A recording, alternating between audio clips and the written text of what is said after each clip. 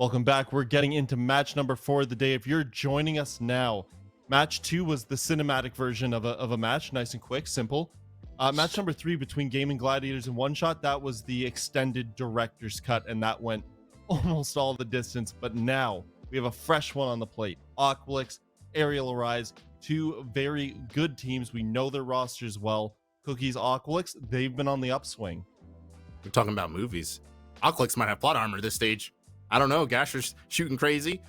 Afer, our highlight player here, who single-handedly had his entry numbers tanked last week. He went 1-8 and 0 for 4 on the entry in their last game on Skyscraper, which was unstreamed. Okay. And the team still won. They were winning off retakes. I mean, you just saw Gaming take One Shot all the distance. So maybe Gaming's not as bad as we think. It was against Gaming Gladiators. Psychosis and Tra were there to pick up the slack. And that's the thing. We used to talk about Aqualix as, oh, Afer this, Afer that, Afer. Now he's got help. He's got help. And the team plays a bunch of different maps now. They might be for real. They've got this roster together, and they've figured out what they all bring to that roster, and they're executing well. On the other side, Connor, Arial Arise, this is a roster that is fairly used to each other, but it just hasn't had the same flow this stage. Yeah, it's like they're getting old, and it's just they don't pack the same punch anymore, because this roster, it is the same stage to stage, and there's been a core, kind of like in the similar vein to LSR, but this team, their success was a lot more recent. They were one singular point away from winning last stage, and that came from them choking a game off stream on the final Playday to, funny enough, this Aqualix roster. But when you look at this team on paper, you see freaking Mo. They get talked about so much. They're the next up for getting Pro League tryouts and stuff like that. Jay, he has Pro League experience. Reed Adams, most people put an MF between him and his name. So Reed MF Adams, because he is that guy. And Reed Sync is actually going to be subbed out today in favor of Tones, coming in as an emergency sub who should hopefully bring some good energy to this team. Okay, we're looking at Aqualix first. Cookies, this is a team that is on a 4-game win streak. They started off with 2 losses. Things weren't good, but they pulled their bootstraps up and they turned it around. Really? That's the analogy you use. Okay, but yes. Yeah. You're right. They picked themselves up by their bootstraps. And they went out there and they earned it. They really did. And you know, I gotta say, the kings of the retake, even in the stat that's officially called defuses, this team, sometimes they'll give up site control, right? And the other team won't plant for some reason. Like, I think Mr. B's team did that. So this is like, the stat is not official. There's actually more than 5 retakes for this team. They just retake like crazy. They're hitting the flanks late round like crazy, and they're doing it, and they're closing on the site that they gave up. It's beautiful. And yes, like I said earlier, I don't have a speech impediment today. Like I said earlier, this team is nasty when they have a map pool, because now you don't know where you're going to take them. Uh-oh, we might have a problem on our hands for Arial Rise for trying to get out of the gutter. They absolutely do have a great map pool, and that allows them to, like, you know, when you have a big enough map pool, it doesn't matter where the veto goes. But Arial Arise, we know they have a good map pool, but their execution on it just hasn't been the best lately. They're on, by the way, Connor, quite the opposite, 4-game losing streak.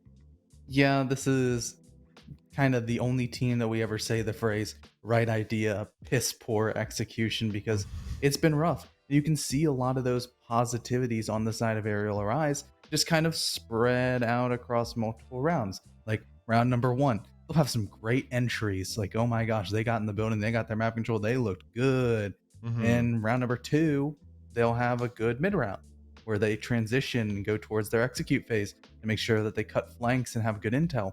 And then in round 3, they'll have a great execute.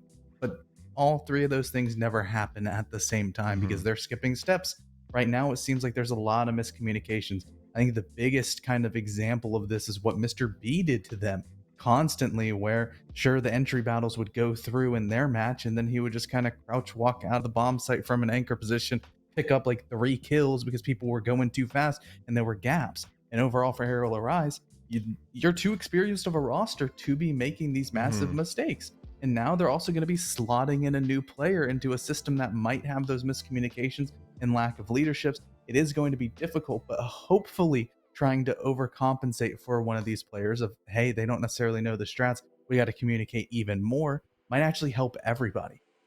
With how deadly Nocturnes have been, Arial Arises, when they are firing on all cylinders, they are more deadly than pretty much anyone else, but unfortunately it just hasn't been the case. Cookies, the maps. Oh, the maps, how important they are between these two teams, because I'm sure there's a lot of overlap, but then it just comes down to inches. The maps that you are good at, who's better? Well, answer that question right out of the gate. Arial Rise has banned out Chalet and Theme Park. Maps that they're not the best, they're not the worst on. Their maps Arial Rise can play, but they're just instant banning them because Aqualix is quite elite at them. You got Bank getting banned out instantly by Aqualix. That's one of the maps Arial Rise wishes they could play. Maybe if this was a best of 3 and they could get the, some ban pick action. I don't know. They're wishing they could play Bank because it's a nasty map for them. It's a skyscraper.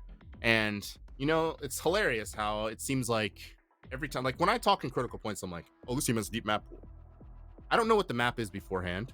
I didn't know that Aqualix would get Villa again. I think this is a record at this point. This is like the billionth Villa that we're going to see out of Aqualix between stage 1 and stage 2. And Arial Rise, a team that likely, thanks to their former coach, Forceful, has picked up on, watching some VODs and learning some lessons about Aqualix's Villa. And maybe they'll translate it to victory today, a rare victory for them. Well, Connor, given that it's Villa and you did produce C maps by CDAPs, what is your prediction for this matchup? Well, I think that Aqualix, sure, they've actually looked and very comfortable on this map and want to go to it. They actually have a 2-4 record. Or no, pardon me, 2-3 record. This will be the the 6th time they've played it since stage 1. I'm struggling with numbers. Stats. I'm Been bouncing back and forth are between my floating. stat sheet and coming back, but oh my gosh, look at everybody down below voting Aqualix. That's because they're hot. They look good. And overall, we were singing their praises last stage of this is the most complete we've ever seen Aqualix by far. There were very, very few holes that we could poke in their game plan because it was like a steel curtain. And for Arial Rise, they have a shower curtain that already has a bunch of holes in it, and it's getting water everywhere when they try to go get themselves clean. It's looking rough. It hasn't been looking good. Maybe Tones will be the Messiah. He will be their Lord and Savior subbing in for these 2 games over this weekend. But I don't see that happening because Aqualix are that good. And Cookies, I suppose it looks for you as well that you're not willing to go against the 4 win streak versus the 4 losing streak. I wouldn't really put it like that. I'm just never voting against Gasher. I think he's the GOAT. But number 2 here, I will give Arial Rise. I know there's a whole lot of Aqualix bouncing right now. Okay, so I'm going to give Arial Rise some credit. And Tones. I watched this dude in T3. Crow just got off, so you're not going to hear him hype him up. But we watched Tones. Tones is for real like that. He's him. He's Hemi Neutron, okay? He's nasty. And if you think he's just a super sub, emergency Lemiki, like some of these subs have been in the past, you got it twisted. Tones is for real. I'm surprised he didn't get picked up, honestly, by some other team. But he's here now. Another aspect I wanted to bring up. Last season, last stage, Arial Rise, they actually looked good. They were the Aqualix in this situation, and they were fighting for the number 1 first place, lots of money on the line. And Aqualix looked like they didn't look very good. And Aqualix still absolutely smoked Arial Rise in an off-stream game. That meant nothing for them because they were already saved from relegations. And this game now means more for them. I think the matchup just once again goes in Aqualix's favor. Well, we'll have to see what plays out. I know it's not just Tones that's ready. It's all 10 players in the lobby. We are going to go to Villa. Hey, I got the map right this time. We're going to go to Villa Aqualix taking on Arial Rise. Thank you very much, Jim. Also, hello, everybody. I am back. I made it out of Europe, and COVID could not stop me from casting Challenger League. And John, it's good to be back with you. But sadly, even though I did predict Arial Rise, it's not a good spot for them at the moment. Yeah, they've had a major unwillingness to actually adapt properly, but like you and I have been talking a little bit, the fact they want to go here for pretty much a 3rd time in a row, it does show potentially more progress being made in comparison to their TTK match against the Luminosity game they also played. There was a small line of improvement there, so maybe we could continue to see that, but of course we'll have to wait until the game actually starts for that to happen, and before we get into the gameplay, we have to talk about the bans first and foremost as well. Yeah, last week in their Villa games, we could see some changes here. They had the same defensive bans. They changed up the attacking bans a little bit. They banned Hibana, they banned Finka, and here they will go for a third different Villa attacking ban, taking down the Jackal on the roam, which is something that AQ might want to make use of, going for full clears across the map, starting over by bedroom, making their way on over. But I imagine AQ will answer back, John, with probably something a little bit more normal. No, Yeah. they're going to opt to go in for the Finka. Not actually that upset about that. We've seen a lot of rounds that were solely won off the back of Freak finding these nasty entries by being in that element of surprise position with the LMG, especially on the attack. So getting rid of that potential target ban is honestly huge. Or that target operator, sorry, is huge. And then more of a default ban, kind of that will my as well, potentially making some of that utility clear a bit faster because you don't have to worry about both the ADSs and magnets, just only one of those two pieces of utility. And Azami as the final ban coming out from Arial Arise. So no Mira ban like we saw them do both Villa games last weekend. They will take down that Azami, which many teams in Challenger League have made quite a notable use of so far throughout all of Stage 2. So getting her off the board, making sure she can't hold positions aggressively like Study or 90, or really any spot in the map where you need to hold a position for as long as you can. Her utility will no longer be something available to the defense. But that does mean that both Mira and Valkyrie are on the board. Two operators you don't often see on any map, really, but not operators you often see on Villa. Yet, for right now, we will not see Arial Arise bring them. And you would think, at least with the Valkyrie, that could maybe be employed a bit more to go in for those heavy extensions, but sometimes Arial Arise can bleed away some of those early entry deaths, actually, leading to a lot of success for your opposing team. So it seems like a bunker strat, or mostly a slight extension strategy, will be utilized instead by Arial Arise, putting that default shield up near top main, and also having those Goyo Vulcans available as well, trying to waste as much time as humanly possible. So if you can play for numbers in the bomb site and also only have about a minute left to kill, those Vulcan packs could definitely grow in value over time, especially if you stack them up in pretty consistent places too. Especially stacked on top of those Banshees to boot. Just so much potential to slow down the attack, not only denying the entry with those Vulcans, but also either force them to use utility, or if they run out, say, of nades or something like that, they'll have to move on in. Another operator that is left up, and not on the defense, on the attack, we do have Thatcher on the board, and as opposed to Valkyrie or Mira, we do see Tra bring Thatcher in the very first round. This will make getting open many of these walls, mainly the vault wall, I imagine, since AQ is spawned over by Master Bedroom, likely to go for that full clear, a lot easier, but they're also bringing that Maverick as well, so a little bit of redundancy from Aqualix for the hard breaching right now. Maybe just trying to cover their bases and make sure that even if the Thatcher falls, they still have someone to do the job. And at least you have nades as well, so even if you cannot utilize the blowtorch, you still have a couple of pieces of important secondary gadgets as well to help break down some of those shields and maybe find a kill here and there, especially if you are clearing out through that first floor. A lot of the flooring being soft, destructible, that means you could probably kill a couple of anchors depending on their positions. Aether, though, losing a lot of HP early on, but Tra's there to back him up and find the first set of kills. Tones is there to at least find some sort of refrag, but it seems like the damage has already been done for Aqualix, but at least there is a refrag as Aether will finally get finished off via that Mossberg. Excellent play by Arial Arise to play around Mo's position. He was very much a dead man, as you saw. Aqualix pushing from multiple directions, able to pinch him out effectively, and Freak falls as well. But Arial Arise able to recover, and both laterally and horizontally and from above, able to work around that position and get Psychosis and later finish off Aether. So 2 sets of nades off the board for AQ, only 1 more in Gasher's pocket, and he might just get another kill to boot. Tones creeping up the long hallway, spotted on a drone. He does see Gasher, but Gasher, he's unfortunately too quick for Tones. Great shot by the Ayana, now fully clearing out this roam game on the first floor. Aqualix can begin to put almost all their focus up above. Still having a couple of grenades, you can maybe get explosive, especially when dealing with Reed Adams, because he still has that main stairs deployable shield, and still a couple of toxic smokes as well to maybe waste a little more time, but with a minute 10 to kill, Aqualix, they definitely have tons of seconds to bleed. A minute to decide if they want to go from Study, maybe move into 90. They've cleared out those off-site players. It's only Jay and Reed in the site right now. We don't actually, I realize because Reed Sync is subbed out, we don't have to go through the whole thing of calling him Reed Adams. We can just call him Reed and not have a whole mouthful to talk about in the middle of the heated action. It is just Jay and Reed left, as I said. Make that just Reed left, as Gasher still has one set of nades below. Uses one, takes down Jay. Now Reed has to start getting aggressive, blows up the Vulcan pack, and it'll force Gasher off the plan. The usage and the usefulness of those Goyo packs, making it evident in the final 30 seconds, or at least we go into the final 30 seconds. But beyond that, Reed not able to do much else, as Aqualix just play the angles, play the man advantage, and get a fairly decisive round in the beginning and the end. Yeah, decent start overall for Aqualix, diversifying their attack. They didn't just fully push in through main double door or even near arc. They still had someone kind of creep their way in through mud window that was able to have a multi-attack over in the player near library and living room, for example. That found a nice double kill. Although there was somewhat of a response, there was still a lot of time left for Aqualix to just readjust and fully change how they're going to attack. They didn't want to deal with those smoke grenades head on. Instead, they completely rotated, heading in through more of a skull push, and that allowed Gasher to find a couple of nice grenade kills underneath, and also begin to set up the rest of his teammates to try to get in that post-plant position. If not for the Vulcan packs, we definitely could have seen that 1v3 post-plant position, but it's still a 1v3 even without that case on the ground, so it's still a very winnable spot for Aqualix, especially since they knew where exactly Reed was playing at.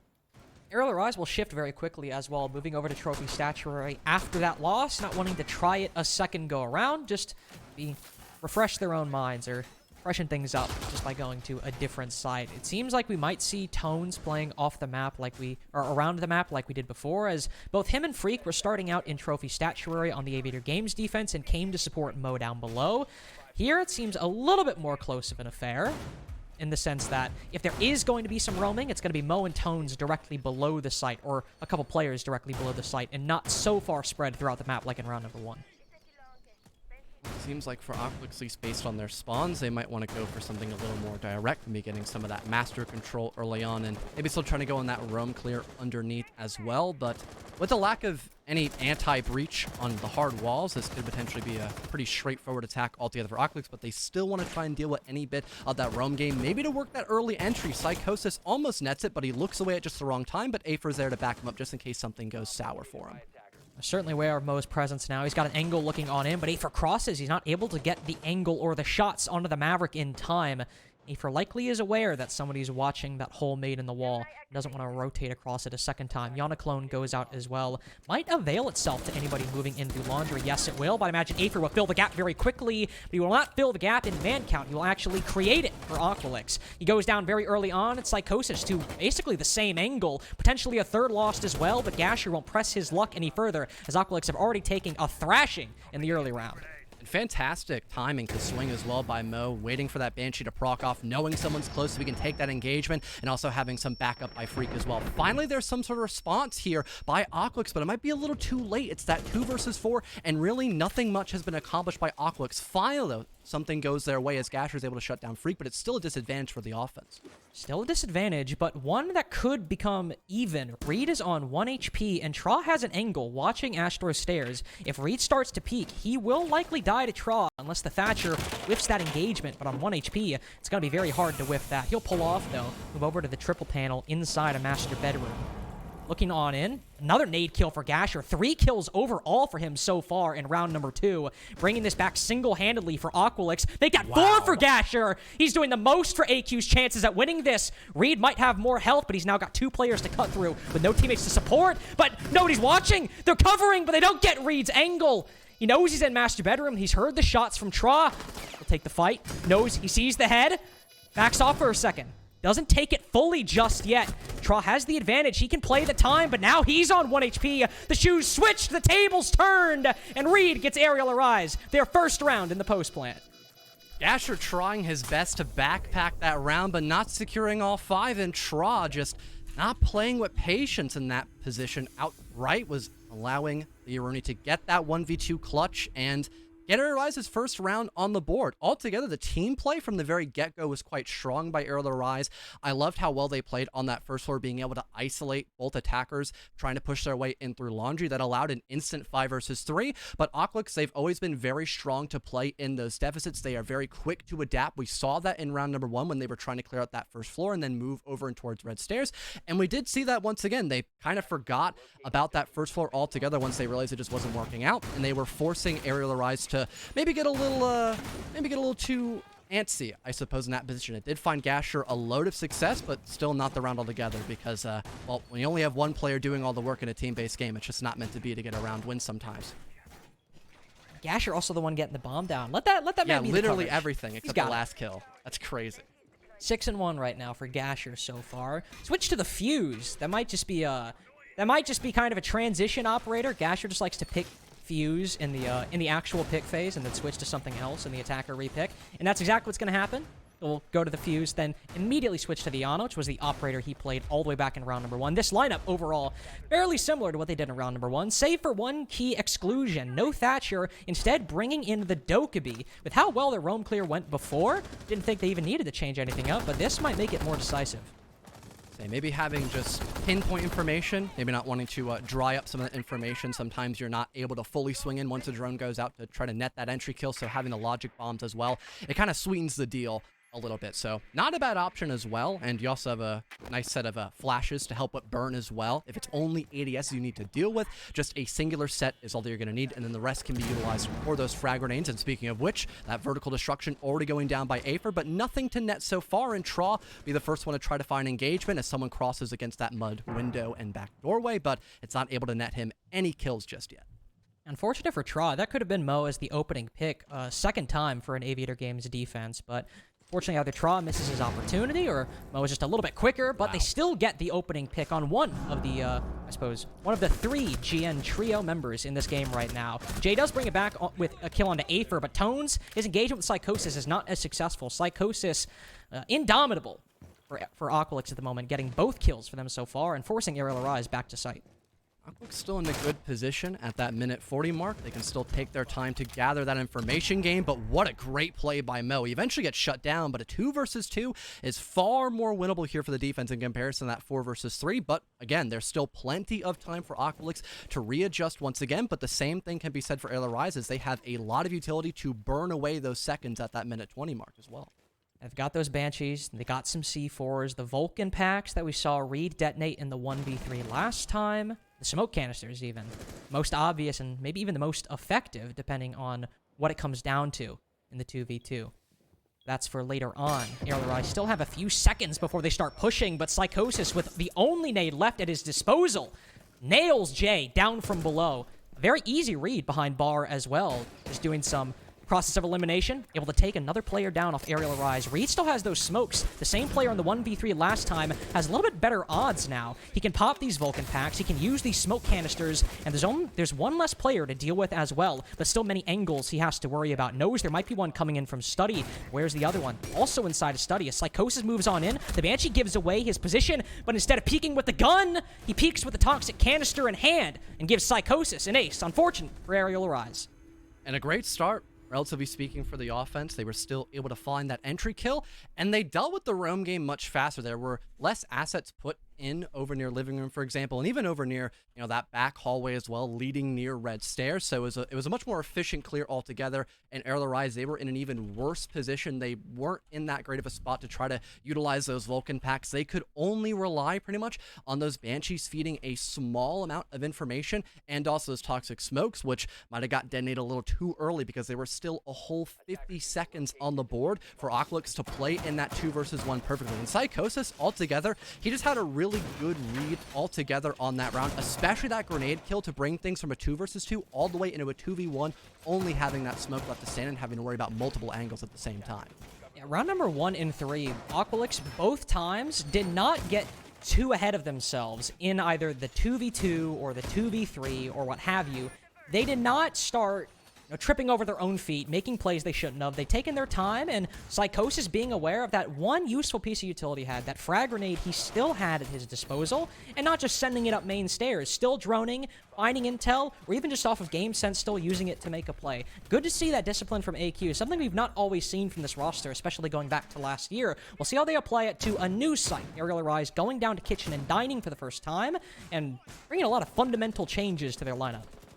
Really shocked to see Aqualix not opting to bring out the sledge. They have a couple of breaching charges if they want to go for vertical, but it might be more of a horizontal clear altogether. I could be proven wrong, but with Aether already inside of library, I feel like I might have hit that nail on its head the second time around, as he seems to have already gathered a large amount of map control. He's just waiting on someone to potentially drone him in, and he can potentially try to start dealing with players such as Freak. As currently he is by himself, so if attacking from multiple angles, that could be a huge way to net some type of early frag once again for Aqualix. It is useful, Arial Arise, to put a lot of utility upstairs, so they'll just push on in, try to get the kill, but Aether just takes a raw 1-for-1 with Freak, and unfortunately loses Tones also, he gets a kill. Tra down, 2 members from AQ, losing their gunfights early on, where AQ were so successful in round 1 of clearing out the roam, successful in round 3 of pushing it back. Here, 3v5, very early on. The nades have been on point, though, John. We have to give them that. Gasher and Psychosis both have made great use of them through these 4 rounds. Yeah, the explosivity has been fantastic so far by Aqualix. At least Reed is now gone. Pretty big op altogether in terms of gathering information. Even when you're not wanting to go all the way on that top floor, still can be helpful put in the right hands. A minute 30 to go, and once again, Aqualix there. Not really in a horrendous position. They have finally taken care of this roam game as it has now fallen back. The biggest issue they might have to face is probably that top floor presence still in the hands by Arial, and I think Aqualix are now trying to take that into consideration now as they slowly creep their way up red stairs. And like the previous rounds, AQ are not getting too antsy. They're not trying to, put the cart before the horse. They are very much trying to take their time, plan out their next moves, make use of the fairly prodigious amount of time they still have remaining. Of course, a minute left, it's starting to get lower. They're still trying to probe for plays and find new openings. Psychosis might find one. He's lurking in basement right now, looking to go up pantry stairs. Ooh, Freak just spots the head of one Aqualix player, goes for the re-engagement, and catches the Maverick with a nade in hand. Gasher does take down Freak from the grave, but that's still favoring Arial Arise as it goes to a 3v2. Psychosis now the only one left. His lurk gaining far more importance as the round goes on. 2 might just line up for him. Knows that one is inside a laundry, but is he aware of the other player around the corner? He'll toss in a nade. It lands right next to Mo, but sails on by. Does little damage to Jay. No angle giving itself up to Psychosis in the 1v3 right now. Everyone from Arial playing and waiting for Psychosis to make a move. He finally finds one. Downs Tones, can't confirm it, but everyone consolidates inside of Laundry, just waiting for the Yana to push on in. They know they can spend these 10 seconds waiting and hoping that the Yana will sprint right into them. And fantastic patience altogether for Arial Arise, and eventually knowing when it would be a good time to go on that fall back. Altogether, because there was a major lack of player base still alive for Aqualix, we had certain players just trying to go for risky engagements altogether that really only guaranteed them one-on-ones or just outright dying, which is never what you need when you are at a man deficit. So altogether, great play style for Arial Arise just to make sure they can keep that hurt on the offense consistently. And although we had the Ashe getting droned in early on, the fact that it was still a pretty easy isolation kill for Freak altogether, it definitely set the tone of how that round was going to go, especially since Arial Arise, they were more than willing to fall back because they still had tons of power positions that weren't just inside of living room and library. Aqualix were only putting themselves in one portion of the map, and even that area, they got completely shut out by Arial Arise.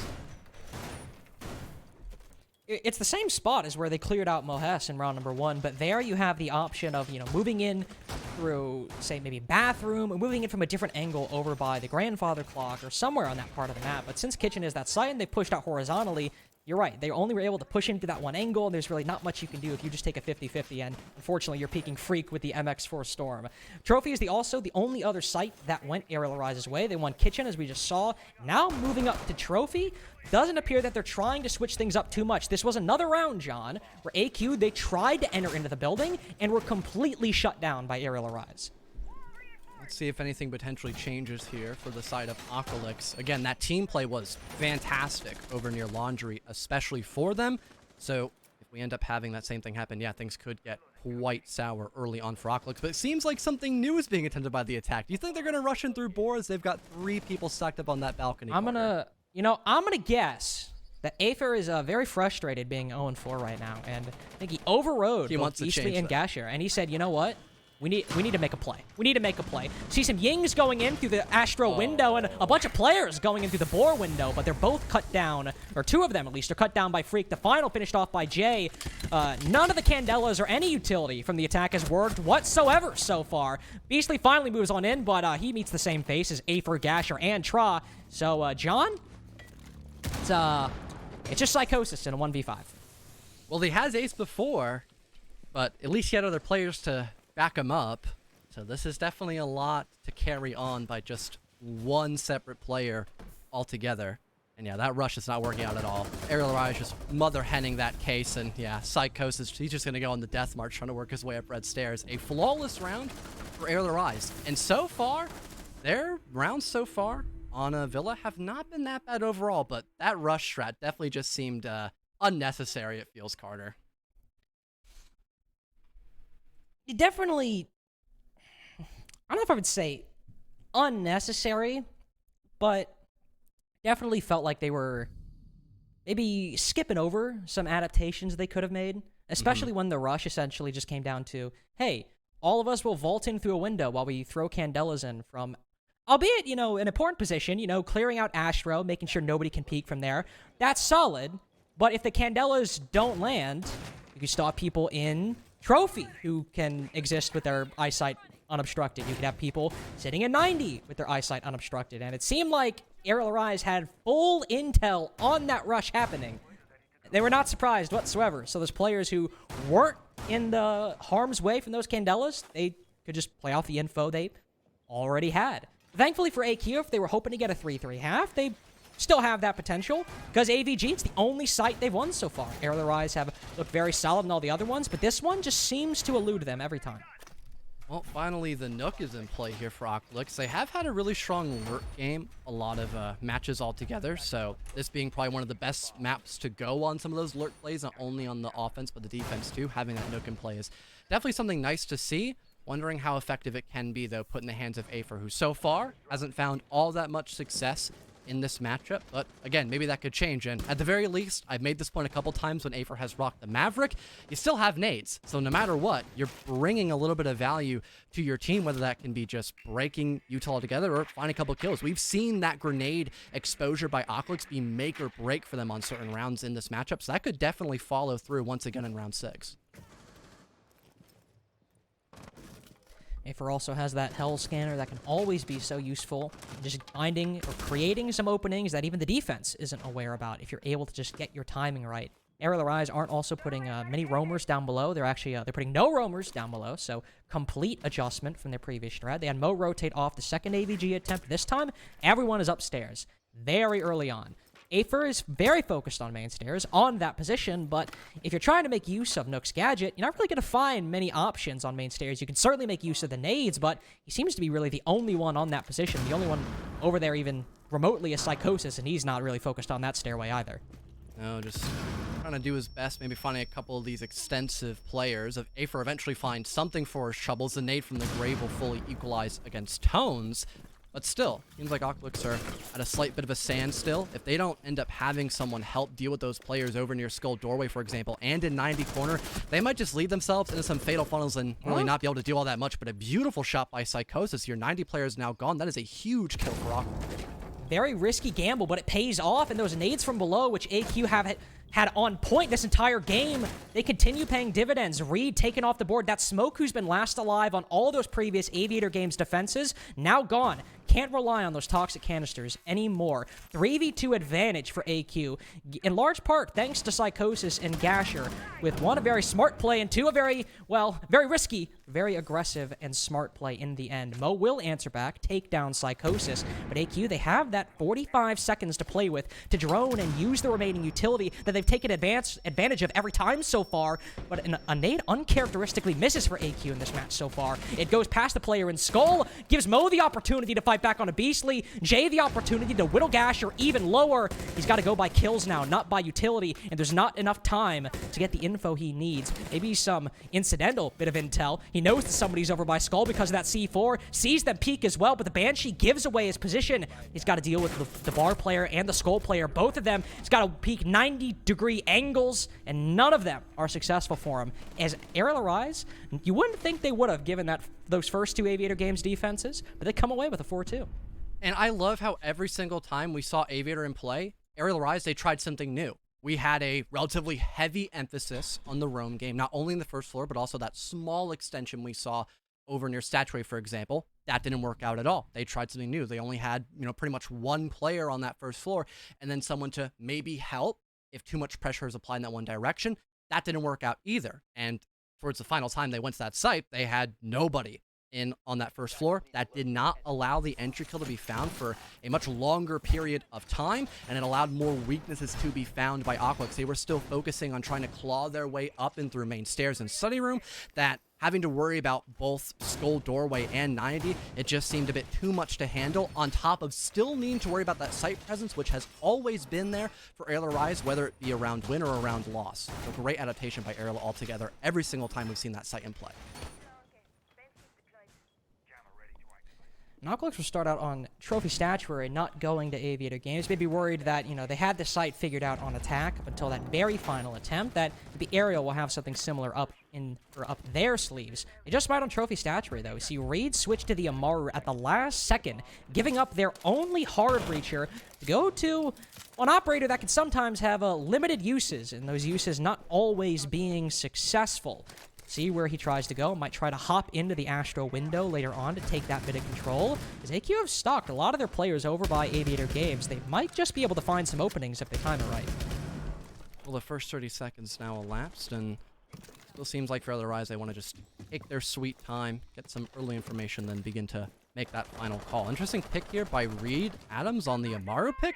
Maybe he'll want to try to work his way up 90. He is in that position just to go right through the window to help out some of those players trying to get some early map control in that portion of the map, but nobody aware that Psychosis is inside of Library. He's able to work that early entry and then immediately fades away, drawing up that information, and now Reed Adams will try to hop in this window pretty soon and maybe go for some sort of power play. And he's clearly waiting for a call. It comes through, sends it into 90 window, takes a very useful bit of map control that will put some pressure on Afer and Tra and cut off their rotate back, but Tra gets back safely. Will Afer meet the same fate? Yes, he does. The G8 not looking over towards the top of Red Stairs, and now both players roaming over in Aviator Games do make it back successfully. Reed still had a useful play, taking control of 90, getting a bit of forward control, expediting the roam clear, but if he was hoping to cut off either of those players, he was not successful in that objective.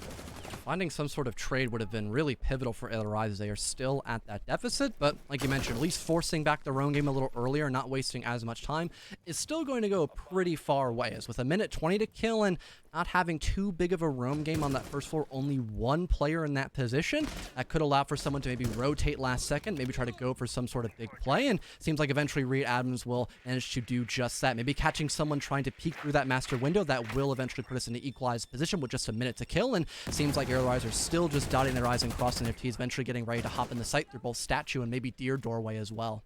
And making great use of those Rotero drones to clear out any remaining utility. Deployable shield gone. They can now even start using them to just force players out of positions and make them uncomfortable. But AQ have not really been diverted from those positions very much. Some inside of Astro, but Tra has a very nice angle onto the window that Reed is currently holding. Just on the left side, he decides to take that fight on the Bricks doorway. He might end up losing his life to that Aruni. Beyond that angle, Arial Arise are all stuck outside of Trophy and Statuary doorways right now by 90. Reed finally peeks and does lose his life to Tra. Gasher getting active, cuts down all three players on top of Red Stairs, gives AQ their first round on the defense. And because we had Reed fall over near Master Balcony, that did help allow the Valkyrie to get a little extra aggressive, as you can hold down that long line of sight to make sure nobody can swing your Statue doorway. That's why it can be very important to make sure nobody late rotates over and through Master, as you can cut off a huge portion of the site to help allow the rest of your teammates to get extra aggressive. But again, with Tra winning that valuable 1-for-1, it not only brought the man advantage back in the favor of Aqualix, but again, it let the rest of their teammates get a little loose and force the major weaknesses that Arial Rise had in that round, which was just a major lack of valuable map control in the time frame that they had. With a minute to go, maybe if Reed Adams was able to win that 1-for-1 and get into Master, cause a little chaos, that could have been a totally different round as you have those crossfires established. But because you lost really your only X-Factor player in that round, there just wasn't much left for you to try to accomplish there. Gives AQ their first win as well, and they can now go over to the more normal starting site, Aviator Games. And if Arial are going to get stuck on a one-dimensional attack, it's very much going to bite them in the rear on Aviator Games. Whether it be main stairs or starting over with a full clear by Master Bedroom, they need to have multiple angles at their disposal, especially some study pressure if they want to go for that full clear to make an attack work. Tones switching to the Nook might be their answer to that possible shortcoming, whether it be in the early, mid, or late round. If they're able to keep Tones alive, make use of either those nades or that Hell Scanner, that could be what they need to try and make successful what Reed attempted to do in round 7. Especially those Valkyrie Black Eye cameras too. That can just be a perfect way to potentially have a false sense of security for your teammates or your opponents, who are fishing through those cameras and saying, all right, no one's 90. That seems pretty clear. And then you just get a shot in the back, and that could be a huge upset altogether for Aqualix. But so far, Not going to have any major shenanigans just yet in that beginning portion of the action phase. Arial Rise just double checking, making sure that no one's hiding cheekily inside a library, which actually will be the case. Gasher is still on that heavy roam, currently by himself, and maybe trying to evade some of that information for the time being, as if everyone has their backs turned and they all focus over on main stairs, that could be a huge way to allow Gasher to help the rest of his team with that entry game. Freak is at least worried about it, but he might not be aware of Gasher's position. Still good to see that they're not letting it slip by completely, but hopefully they're able to get some solid intel on Gasher. Tones is going for a play across the map. That's not where the action happens. Freak gets that first pick onto Tra, playing on main stairs. That still leaves a player with a C4 down below inside a library, but a very powerful position now gone from the hands of the defense, as once that utility is destroyed, Arial Rise can start pushing up main stairs, but they still need to be aware of Gasher, and, oh no, John, they might not be. Oh, they are now. They did misturn him at first, but second time will most certainly be the charm. A Nitro Cell being ripped to try to have a rotate, but it seems like the sledge will make it for him instead. He's pretty much trapped in this position, Carter, so at any given moment, it's bound to potentially be that certain 5v3 position, but a little bit of help with that verticality actually makes this a little more favorable for Gasher, but eventually he gets shut down by Mo. Still a man advantage for Arial Rise altogether. Tone just barely missing out on Afer's head right there. The angle, not fortuitous for the defense, but definitely, or I guess definitely fortuitous for the defense, not fortunate for the attack. Struggling to find at least a direct avenue upstairs. They cleared out that main stairs position, but Arial Rise have certainly been bloodied as we moved through the mid-round. Now into the late. A lot might be riding on Tones to make this a little bit more easier, but he's cut down by Afer, and that makes it even.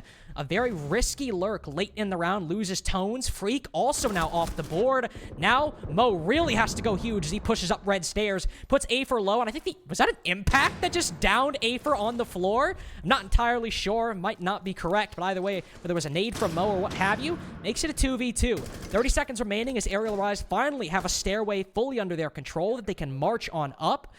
Beastly, with no smokes as well, Arial Rise might have what they need to move in and go for a plant, but instead they'll move into 90 and might commit to a push-up books that avails themselves to an angle from Psychosis. They both line up for the MX4 Storm. Instead, one lines up for Jay's very own gun. He pulls out the bailiff, switches back to the MX4, and AQ get their second round in a row with a very questionable commitment by Arial Rise. Yeah, and willing to change things up, maybe acknowledging that the smoke was still alive, maybe they didn't count all the gas grenades and didn't want to have to worry about not being able to enter the site perhaps, but it definitely seemed a little bit questionable in the heat of the moment there altogether. But great aggression by Aqualix altogether. They didn't have the best early game, but we still saw some of that verticality by Psychosis helping out Gasher, who was basically in a do-or-die spot and was just sitting there to waste time and a little bit of resources as well. Definitely helped out Aqualix towards that middle game, and also just not stacking up completely in sight, getting a little aggressive to make sure once Arial Rise began to work their way up a floor higher, they wouldn't be met by nothing. They had to actually fight a little bit more to try to gain more of that map control to set up the execute, and you know, if we didn't see that happen, that could have been a much easier stack up altogether to try to get in the building from Skull Doorway. They still could have had someone pushing through 90, for example, and maybe have someone even rotate over near Study as well to make sure no one could be playing in that doorway that can tend to slow down a lot of people, especially when you don't have those gas grenades to stop the default plant. So because there was just a lack of player base due to that aggression by Aqualix, it definitely made that attack overall much weaker for Arial Rise, giving the defense an equalized position now too. Psychosis and Gasher overall having a hell of a game for themselves. Psychosis, you know, getting a little bit more screen time in that last round as opposed to Gasher. Well, I mean, Gasher got a lot of screen time, John, but wasn't exactly him getting kills the way Psychosis was. But 12-6 and 11-6 for both of them. I think a very solid game as they've won 2 defenses in a row. Moving to the third kitchen and dining, we have Afer, who's not been having as good of a game as the others, playing off site and gets into an early scuffle with with Tones outside of Art, but neither really take any damage either way, and Afer also backs off fairly quickly, so just merely making his presence known and making Arial Rise nervous. Yeah, just trying to make them as uncomfortable as possible and maybe trying to waste even more time, forcing Arial Rise to try to make that change up and be a little more active on the drone game. We saw that over on round 8, and it did pay dividends to a certain degree, but again, we had that small bounce back in the end game by Aqualix. Seems like Tone's now fully prepared to try to stretch his way forward and maybe catch this Legion off guard, but he's already readjusted completely now, playing right underneath that single wall next to Bicycle and maybe expecting that hop and having a little bit of information fed to him, maybe by that potential Prisma and also a goo mine that might be placed there as well. Yeah, Freak wanted to continue playing that window. If they had info on Afer's position, that could be a fairly easy pinch once Tone starts getting involved, but they're not really focused on that. Heavily focused on this upstairs position right now, letting Afer be in, wanting to try to take down the Alibi up above. There is Beastly down below who can support Psychosis if he wants to get aggressive, tell him where players are, both inside a closet and out on that balcony. If Psychosis, who has been winning plenty of his fights so far, wants to get aggressive. Part of his wall now opened up means he might feel a little bit more constricted as to where he wants to move and where he can move. But right now, a minute and 40 seconds into the round, and Arial do not have really anything that comes close to an opening. Just now the fallback has happened, but if Arial is not aware of that, they probably have to waste even more time trying to clear out that top floor. Psychosis almost finding something, but it seems like for Arial, they've got the natural cover and they now hop in through the building. But now with everything being fully cleared out, the only major thing they probably have to worry about is potentially that C4 presence in the hand of Gasher, especially since Beastly is still alive, feeding tons of information to his teammate. Ooh, first kill, though, does go Ariel's way. Reed just holding an angle, catches Tra rotating or swinging in front of it. Tones might find a second with Psychosis still off the site. He comes back home to roost all the way from Study, but walks right into Tones' FMG9. 3v5 now favoring Ariel. 2v5 now favoring Ariel. 2v4, but still favoring Ariel. As Afer remaining stagnant in that position. Finally gets killed. Gasher retaking the top floor to make some good work, but Ariel realized the site is vacant. Ooh. But Afer's finally going huge. Beautiful shot of 3K in the making. Even with 1 HP, he puts Reed down to the same level. Now with Jay going, oh no! Gasher's still upstairs. He can retake effectively. With Reed on 1 HP, the diffuser down below, Gasher has everything he needs to win 3 defenses in a row for Aqualix. He has the holes at his disposal. It's Reed who needs to find a safe haven somewhere down below on the site. Gasher drops. It hits 000. He goes for the swing, but can Reed fall off in time? No, he can't. A 3K for Gasher. An easy pre-fire to make it 5-4. And once again, the lack of information, at least in the late game, that was also a major way that we had Aqualix readjust in that last round and actually be able to put themselves in a winnable position altogether. The same thing applied on round number 9. The offense had no clue that Afer was still playing near that lower red stairs position that he was in pretty much in the first minute of the round. And the same thing goes for Gasher as well. He was able to retake the top floor because Air Rise, they were so focused on trying to move their way down and set up for that execute, and also no flank drones were there as well, granting a redemption round altogether for Aqualix, and now they take the round advantage altogether, 1 round away from overtime potential, and because of that, Air Rise, they now need to sit down and rethink their attacking strategy so far. I mean, so far they have struggled to find any major foothold in the round early on. If they've had any sort of advantage, it's come later on. You know, first round, see them lose the opening duel. Psychosis just takes down Tones walking around the map.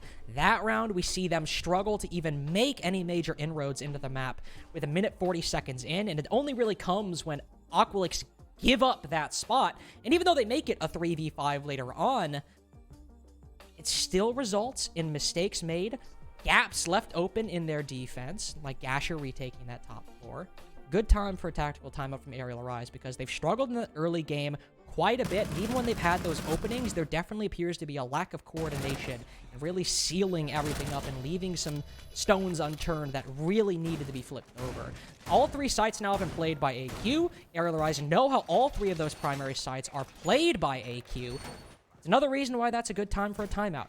They might know, and they likely do know, what to expect from AQ on these trophy statuary defenses, and how they can adapt to it accordingly, how they can worry about Gasher, how they can worry about Psychosis, and once they're able to maybe make some progress in the early game, then how to make sure that their late rounds are completely and fundamentally solid. I definitely like the change up here that we almost saw. Never mind. I was going to talk about the IQ, but of course I didn't wait until exactly 2 seconds, so that got changed off instantly. That's on you. That simply is on me. I was like, oh, it's a nice little counterplay because Valkyrie for once is available. That could be a really good way to slow down and stop the intel game altogether. Nope. They will just stick with Ace instead, maybe to help out with some of those extensions that are utilizing reinforcements, and also maybe opening up some of that triple wall as well, not just having that far left one being used for just some kill holes that go between both teams. Arial Arise seems like they still want to go in through that first floor clear. We did see them actually try to take the top near study last time around, so they are changing things up just slightly, but it seems like Aqualix have been able to reposition themselves accordingly and even be prepared for this extension clear that you might end up seeing over near that first floor of Laundry Room. Hard breaching successful so far, but nobody behind that wall. Psychosis pushed a little bit further up. Not much he can really get from that window, but if anybody hops on in, he can get it very easily. Gasher not misdroned, unfortunately. Drone not just once, but twice. Sends out a C4 in response. Ooh, but a nice shot and a nice reaction by the player on Master Balcony. He's able to make it work. 2 kills for Tones early on. Both Afer and Tra shut down very early. We've still seen Arial Arise very recently lose this very same advantage, but maybe the timeout will make the difference. Well, it seems like Tones, at least, is favoring that timeout, so to speak. A minute 40 to go. As long as Arial Arise just take their sweet time and just try to play for that man advantage, things should go according to plan. But, like you mentioned, there have been small moments where Aqualix can just find a small gap in these attacks, and they're able to fully capitalize off of that. But so far, the opportunity has not been granted. Aqualix just still trying to worry about not only this main push coming in through Master, but also Tones, who has now removed himself over near 90, but quickly by the hand of Psychosis, he gets eradicated. Bit of a misplay by Arial Arise. We can go into it a little bit more in the post round, as this round might be over very quickly. Freak and Jay both find kills to make up for maybe a little bit of a misplayed smoke grenade early on, giving Psychosis the 1 kill AQ have. But beyond that flank into 90, Psychosis and Aqualix as a whole won't get anything beyond it, as the timeout does wonders for Arial's attack. And still able to actually bring out that man advantage to a relatively favorable position. Tones, I think, just solo clearing out near the first floor, was able to get rid of that small extension over in that portion of the map, and then he just quickly took as much map control as he could. Although those smoke grenades really didn't help him out, and eventually did allow a nice play to be made by Psychosis to eventually kill that player in 90, it was still a 4 versus 3 with everyone just slowly marching their way in through both Asher from the bathroom side and also just the objective room altogether from Master leading into Statuary, and that same aggression was just completely denied by Arial Arise. They were holding each other's positions quite well and just made sure that there was no chance of salvation. So we're back on even footing for both teams, just this time it's 5-5. And also, finally, an excellent showing from Tones to open things up, who has been playing that Nook religiously on the attack and hasn't really been finding really any major success. You know, maybe a small bit of impact here or there, but that round, of course, not on Nook, on Twitch, opens things up completely very early on. So one development that could be very impactful for Arial Arise going forward. He is going back to that Nook, which, as I just said, was not the biggest thing going for Arial Arise in a lot of those attacks, but he might be feeling something now. He got that 2K last time. He was able to make some good work in the early round. Maybe he's got it figured out alongside the rest of his team to make it work. So I want to keep my eye on Tones and see what he does in this early round now that he's going back to Nook after that timeout. You've had all these rounds to eventually get a good read on your opponent, so I definitely think there is more favor to potentially bring out this Nook and finding even more damage. When we just saw Tones find a heaping amount of damage last round, getting those first 2 opening kills and shutting down anyone that was playing over near the main lobby position. So definitely could pay dividends. And again, we talk about the lack of information that can be gathered properly on the Nook with that Hell Scanner, and also having those grenades as well is always going to go a long way for the offense. Sounds like a broken record, but we've had a lot of grenades in play, especially for Aqualix when they're on the attack, so I might as well bring it up once again. Tones still trying to go on that main lurking role, has already worked himself over near kitchen and is probably getting ready to, I guess, work his way up Asher's stairs. Once again, just trying to have that element of surprise and potentially work that early frag once again for his teammates so they can have that good momentum from the get-go. He's been in this exact spot before, though, on this exact operator, and hasn't found much for Arial Arise in those rounds, but now, moving on up, he's made his way to the second floor. There was one player he could find, but might have just misdroned Afer. No, Tones has to react, but he reacts in time, spots another as well. No 2K this go-around, as Psychosis just barely pulls himself behind the wall and evades the spray from Tones. But still, the opening pick goes the way of Arial, and once again, 2 rounds now. Tones has made his mark in the first minute 30. A major loss for Aqualix altogether. It was a complete misdrone, and now because Tone's alive, he's able to find even more damage. The retake completely failing for Gasher. He works his way through the back hallway and gets taken down by that LMG. Freak finding now 2 kills on this round. Tones may get caught in the middle of the site, but it is a 1 versus 3 after all, with Psychosis trying to pick up the pieces. Yeah, but Psychosis trying to pick up the pieces in study of all places. You're basically trapped from every single angle. Match point for Arial Arise, as since that TAC timeout, they've won both rounds in a row. AQ, they won 3 in a row to start out this half, and Arial might just answer it back. And if they do so, it'll be a 7-5 regulation victory.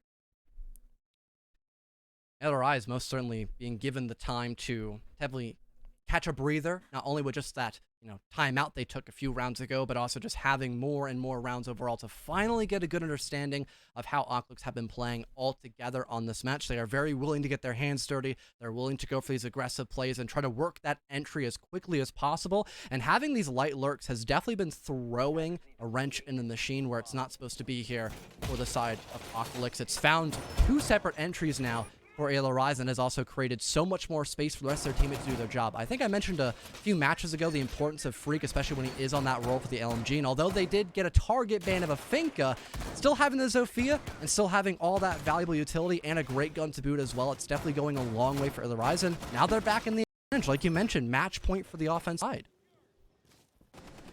And unfortunately for Aqualix, even though Arial Rise certainly, well, 1, they lost this round, and 2, they certainly had a bit of a mistake in the mid to late round. This was still overall a fairly strong round that started out as a 3v5 and really was their undoing by not really fully giving the weight they needed to A-first position on red stairs and also leaving an opening that allowed Gasher to rotate up Astro. But with the improvements that Arial have made over the past couple rounds, John, it's looking like it might be the 3 rounds in a row that I'm sure they are hoping for. Tone's also back on that Nook, but we also have a Ying in play. Only time we saw this was a failed rush by Beastly and the rest of AQ. Arial Rise, again, they might have something in store. Well, it seems like they might try to go for another aggressive play like you were kind of teasing towards. We did have Mo playing directly next to that single window hop down leading in towards pantry stairs, and Freak isn't that far behind either, already opening up that laundry doorway with that absolute box mag with the LMG it can carry. Beastly is able to feed tons of information though with that cardiac sensor, so it won't be a complete surprise attack if Arial Rise want to go for that, but they're not jumping the gun just yet. They're trying to set up every little thing they can before they want to make that final decision, especially having this long cutoff angle now with those excarters detonating on the single wall. It's definitely going to be a huge factor to make sure that retake game is going to be very weak, especially if they have laundry control. My other eye still focused on acquiring control of Master Bedroom, with a couple players now rappelling up, starting to open up these windows. Not Master Bedroom window just yet, but droning in the closet. Psychosis spots one down below. That's Freak. That box magazine gone. Both him and Mo no longer a factor in this round. One Candela goes off, one singular burst, and that's the only impact Arial Rise have had in round 12. 2v5 with no vertical control, nothing on the horizontal. Reed will just go for broken vault and a bicycle, but walks into the middle of a crossfire. Jay, who's the only one that rappelled up the bedroom stairs, or master bedroom balcony, excuse me, he's got to hope that a stairwell just builds itself in front of him, because there's no other pathway into this round. Loses some HP to Psychosis on bricks. It's looking like overtime unless AQ start getting too over-aggressive. Does find Tra, so it won't be a flawless round for AQ, but everyone pulls back as a result. Not wanting to give this away. They've already lost Tra. No point in giving anything else up. 50 seconds to go, and that cardiac sensor still being on the board. It's able to feed tons of information that Jay is no longer on that top floor, and now once again Aqualix can try to tailor this 4 versus 1 to guarantee they've got overtime in their back pocket. Really not much left for Jay to do unless he can get some really good isolation kills. But still having A for above to guard near that hatch, it can definitely allow for some fantastic team plays. This really does look grim for Jay as he now gets goo-mined and eventually killed by Psychosis. Overtime is in the books here for that defensive side, and well, for both teams overall now. It seemed like maybe Arial Rise getting a little bit ahead of themselves, just immediately pushing in through that middle floor and not really, again, giving the weight to positions held by AQ. It was their undoing, with Afer getting some huge kills on that first kitchen defense and that go around as well. They just let the vertical players exist, which on a trophy statuary extension, when the side is kitchen, might not be the worst thing in the world. You might be able to get away with it if they're playing in trophy. But in this, no, AQ were playing all the way in Master Bedroom. They were playing all the way in Statue and had vertical angles down onto the site. And it seems like Arial let that detail slip by, or thought they could deal with it in a better fashion that they ended up doing. So the full 3 points unfortunately eludes them for the time being. But the hope of a victory and the hope that me and Tanner are right in the predictions, it is still alive, even if it's at a reduced value. Yeah, it just seemed like the same problem fell that we had for Aqualix when they tried going in for a rush. It was just, Aqualix having full information that Arial are probably going to go in for that power play. And also, like you mentioned, just the lack of power spots that were not cleared out by Arial. So they pretty much got hard countered, similar to what we saw by Aqualix when they were trying to dive bomb their way in. through Trophy Room. And speaking of which, we've got that site back up in play for Aqualix, or for Arial, sorry, Aqualix having to attack that top floor objective room. And the same team comp roughly being brought out by them. The Ying is in play once again, but I really would be hoping here on such an important round that they're not going to want to just all rush in through Boar window again, because that completely failed. Well, it is a little bit different. Well, not in terms of the operators they're bringing, but who's bringing them? Last time, it was Beastly on Ying through that Astro window. This time, Psychosis is bringing the Ying. He's sitting in his normal position, looking in through Boar window on that long Ying. So no shock there, but no, they're not going for this rush. But Arial is certainly getting aggressive early on. Afer cut down outside the main door extremely early. Again, not having a great game. 5 and 11 so far. One of the main entries for AQ falling short in this game. Psychosis and Gasher have managed to pick up the slack in some of these places. Right now, in overtime, in one of your only 2 attacks, not the time you need it to happen. Yeah, although you've got 2 people putting up, major SI numbers. I mean, Freak is doing the exact same thing. I guess 3 to 4 in total, roughly, if you want to put Mo in that position altogether. Been a lot of huge hero plays by everyone so far that I've mentioned, but might be a whole team effort to try to bring back some sort of equal footing here for Aqualix, as they did just lose out on Afer. A lot of explosivity with those nades, and also tons of information as well with that Gemini replicator. Although the roam game has eventually fallen back to a slight extent, as allowed Aviator be in the pocket of Aqualix, but still need to worry about people like Tones and also Freak near red and Living Room accordingly. It's definitely going to lead a lot of problems, especially since one of those 2 players just found a huge kill. And Beastly also, I've been highlighting A for a lot, but Beastly also 1 and 8. Neither of those players having a particularly large performance, but you have Gasher and Psychosis on the board, but now only one of them. Now, well, yeah, only one of them, and it is the only one left in a 1v5. Nothing working out for AQ so far in round 13. Does get 1 kill with a nade, but right as he cooks the second one, Freak takes the fight and gives Arial what seemed to be a round that they won before we even entered the action phase. And that's one thing that Arial have been really strong at doing, is just knowing when to fall back and playing together properly. We have seen a lot of solo, kind of plays for certain players. We've mentioned that a couple of times here, but altogether, once Freak had done his job of getting that first entry kill, he just fell back and played near red instead, having backup as well by Tone, just playing comfortably in Living Room, making sure that nobody could try to flank him up through lower red or just that bottom hallway altogether. It went a long way. It once again allowed the comfort game to be really strong for Other Eyes, and it allowed them to just still hold those really strong positions and make sure that Aqualix couldn't get away with too much in that round. They just had no room to breathe in that position, just weren't able to find those consistent trades, and only got control of Aviator and, Bar, for example, because, well, the defense just kind of fell back to hold stronger positions altogether. Aqualix now, because of that weak round on their attack, they're once again at the deficit and potentially 1 round away from losing the match altogether. 1 round away from losing, but similar to what AQ did last round, Arial going with a very similar setup in a round that did not go their way whatsoever. So we need to see some adjustments in their overall positioning and how they want to take this, because if they're just going to go for the same rush, it likely will end the same way. But as we saw from AQ, even though it didn't work out, even though it was a 5v1 at one point, they still at least try to change things up from the unsuccessful play they did on a previous round for Arial. They're going to need to focus on that vertical control more. Not necessarily attaining it and going for a full clear, but making sure that if they want to push horizontally, those powerful angles inside a master bedroom and statue aren't available to AQ players freely. And maybe having someone once again like Tone just being able to last second work his way up above, having no one to detect him on default cams and hearing no audio if his gadget is primed and ready.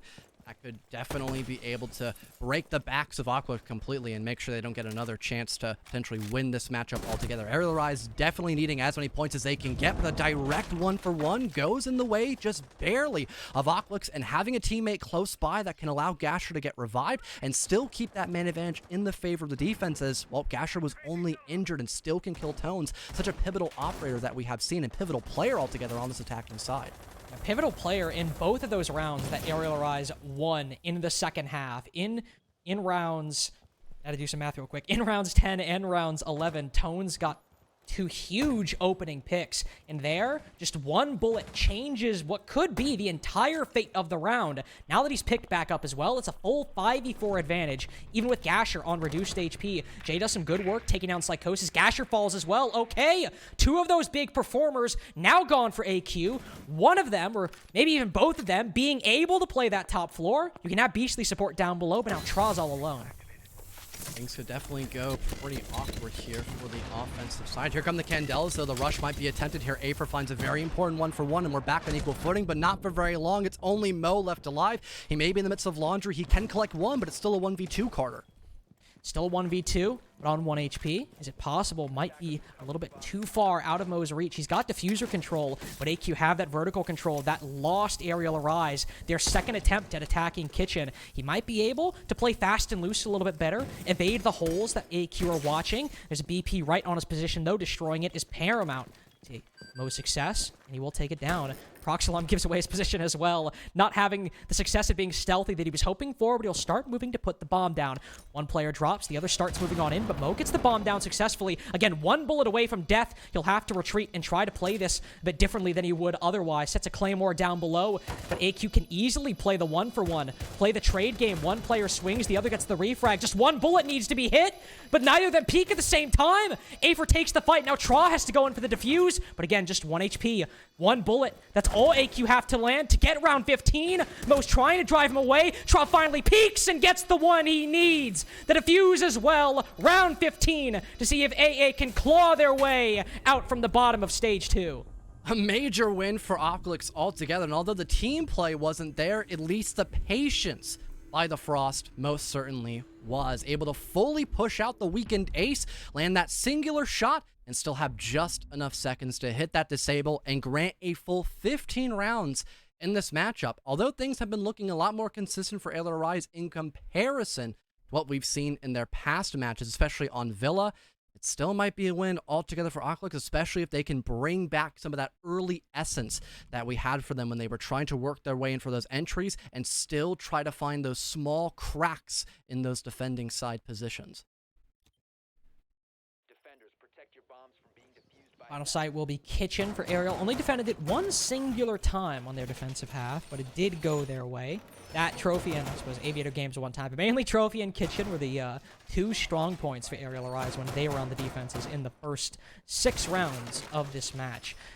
We'll bring a Pulse, similar to how we've seen AQ do it. Bring the Castle like they did as well, but this was a round where, even though, you know, they've had some trouble in that early round on attack, Freak was able to get the opening pick, mainly because AQ had kind of a lackluster, one-dimensional, and half-hearted clear of the middle floor, and Freak's able to win a 50-50, and Arial Arise were able to keep it solid throughout. But if AQ were able to just, well, have an early round that was similar to the ones they had on their attacks before, this could very well be around 15, depending on if Arial, you know, play their cards similarly. Aqualix a lot of times just kind of expecting positions not to be, you know, held by a defender, and they just kind of walk in blind. That has been a pretty big issue for them when we've dived a lot deeper into this game altogether. But again, having more rounds to understand now how Arial Rise are going to play, they could potentially try to once again change things up in a very important way. It seems like we've got Gasher already just walking down and through 90, and potentially if Arial Rise are not expecting this, this could definitely be a very big way for Aqualix to just find that early 5-on-4. And yeah, it seems like so far the defense have no clue about this. There's somebody prone behind the deer, though. If they peek up and just watch this doorway, they can see Gasher, but he cuts him down. Jay not able to stand toe-to-toe. Blow for blow against that FMG9 from Gasher. The Nook play works, and he just retreats back with the rest of the attack. He's found his 1 pick. He doesn't need to push too far. He can help Afer on this middle clear as they start putting pressure on Reed and Freak. Freak does get active, takes down Afer just like he did back in round number 4. This time it's even. This time AQ might still be able to get an opening, one that has now evaded them for the time being. Aqualix currently standing back, maybe trying a new direction of attack this time around. Seems like we've got one just hopping in, and Psychosis in the midst of the site. This is definitely perplexing. Beastly has now been down. Psychosis may find one, but it's essentially a 2 versus 2 until Beastly gets picked back up. With case control for Arial Arise as well, but the angles might be favoring AQ. They spot the pulse lacking. Reed focusing on too many angles. Aqualix now have complete control of Memorial and time to pick up Beastly as well. But if Mo can catch both on the res, both on the fall off, he could make it a 1v1, but that time has passed. Still 2 on low HP, but so many angles he has to worry about. So many bullets coming his way, but it's AQ to win it out in the end. Arial, they don't claw their way out from the bottom, but AQ might just solidify their position a little bit more at the top.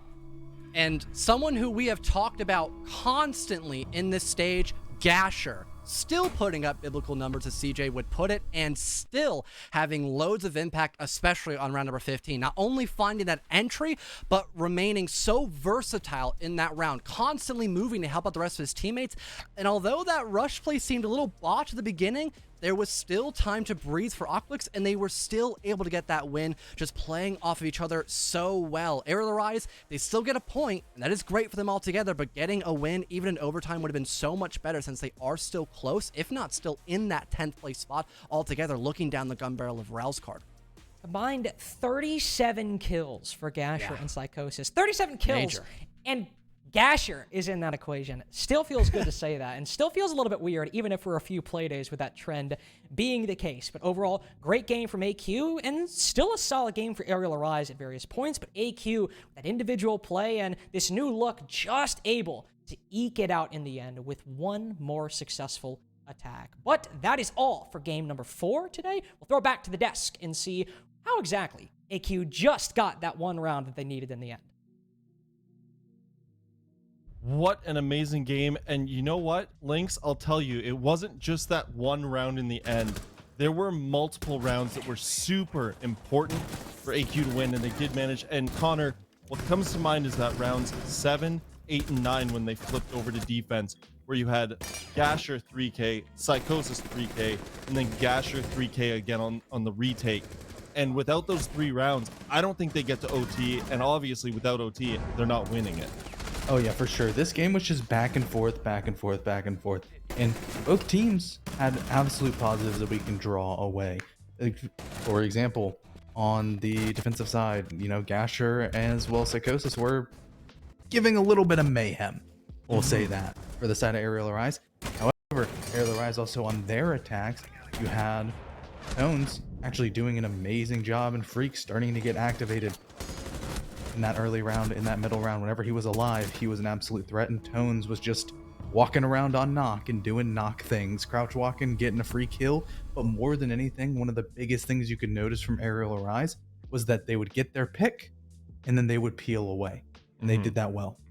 This didn't look like a team that was on a 4-game losing streak. This looked like a team that had been playing well for quite a while. But Cookies, these numbers on Aqualix: Gasher 19 and 10, Psychosis 18 and 12. These are wild numbers. You know what? And I will allow no A for slander. Okay. Now he may be 0-6 on that entry, but you are going to direct your attention away from that, and we can just talk about the beauty of Psychosis and Gasher. Of course, that's like 140 kills there, or 40 something. I don't know, but I can say Afer was instrumental. And, along with Tra, and like 1 for 9 on the entry, but who cares? They were instrumental in bringing rounds back that were seemingly just completely lost for Aqualix, especially on the defensive side during that comeback there. And again, it's a story that stats can't always tell. You would have to watch this one to truly understand the biblicity of what happened. Oh man, yeah. Round 14, Tra and Afer. I mean, if you're gonna show up to a match, that's when you show up. And that's when you go, hey, you know, you may have not been there, but you score the overtime goal. Let's we're happy again. Okay, we've got Gasher ready for the interview. What a wild game. There are questions to be asked. Gasher, you calming down the nerves at all after that one? Yeah, I'm chilling. Yeah, just chilling. Okay, you're gonna act cool. You know, this game, one thing, and I brought it up in our analysis, but I want to talk about it: 7, 8, and 9. Those rounds between yourself and Psychosis. Without those performances by yourselves getting 3Ks, do we see an overtime? I mean, you never know. I mean, realistically, I guess no is the obvious answer. But I mean, realistically, wasn't just me and Psycho. Obviously, score-wise, it obviously appears that way. But I know the round I got the Valk 3K, Vex created a lot of space for me. He C4'd them, so I had to back up. So I pushed off it. They tried to retake a space. I'm there to kill them. Now, obviously, I'm not in Psycho's screen, so I don't know what happened with 10. But I just know that every round was like, I know our teammates are creating space opportunities for us. And so even though me and Psycho got all the glory today, I know that I couldn't do it without them creating the space opportunities for me. Now, I mean, we probably talked about it last time, but you guys started off the stage with 2 losses, and since then, it just seems like you guys are getting better and better. Do you feel more in your element as a team and the synergy you guys have? Yeah, I think at the start of the stage, we were trying to play this really like perfect style of like, just really structured technical siege. And I think what we kind of just said and realized like, hey, we have a lot of skill. The meta is not like that. You can't just show up and do your strat. So we did a lot more. Moose isn't the right word. I would say the strat's designed to be more engaging and less dependent on you have to play your spot, you have to be here and doing that. And I think once you change that mindset, we definitely started having more success.